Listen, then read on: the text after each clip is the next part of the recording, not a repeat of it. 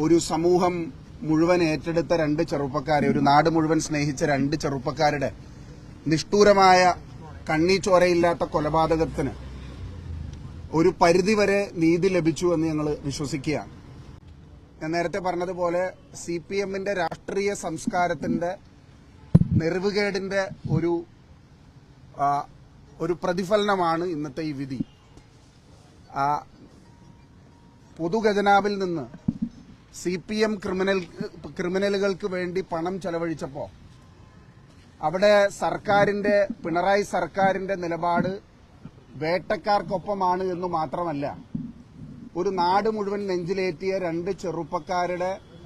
നിഷ്ഠൂരമായ കൊലപാതകത്തിൽ സർക്കാർ ആ ചെറുപ്പക്കാർക്കെതിരെ ഈ കൊടും ക്രൂരത കാണിച്ച ക്രിമിനലുകളുടെ കൂടെയായിരുന്നു എന്നുള്ളതാണ് നമ്മളെല്ലാം വേദനിപ്പിക്കുന്ന, ആശ്ചര്യപ്പെടുത്തുന്ന